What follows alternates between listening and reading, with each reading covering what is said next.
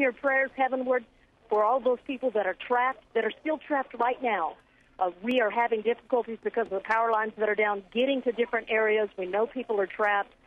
Personally, we've been going. We see somebody walking with wounds. We're stopping. We're treating them. We're taking them to the triage center, which is set up over there at the Warren Theater. We also got a command post that's set up at the Moore Community Center at 4th and I-35, just on the east side of the interstate. So we just ask folks to please stay off the roadway.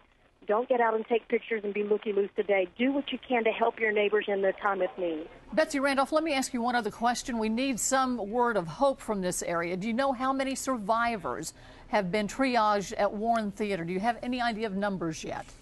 I would say in the neighborhood of a couple of hundred are there. Minor injuries, some are a lot more grotesque, if you will, because, you know, when we have this debris that's flying around, if people are out where it can hit their bodies, we've got a lot of bad injuries out here. And so there is hope, because we are seeing people that are crawling out of vehicles, that are crawling out of the debris, out of the different buildings. And so we do have quite a few people. A lot of first responders are there at the Warren Theater treating minor injuries, transporting people that need further treatment from the scene. So we do have hope, and we just ask people to pay attention, be aware, not be out causing more trouble, or not causing out being in the roadway where first responders can't get through. Betsy, I know you have a lot to do. One final question. Any confirmed fatalities?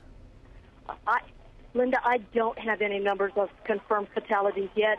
I hope that doesn't happen, but being down here and seeing the rubble and the devastation, I can't imagine that we won't have any.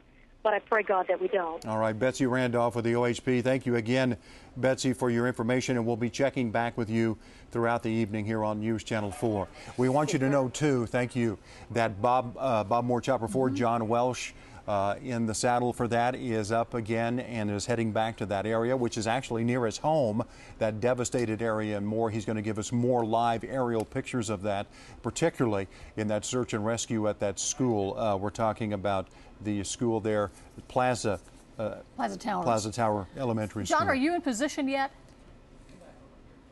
Maybe not yet. He was working his way there. We do know that they are being limited.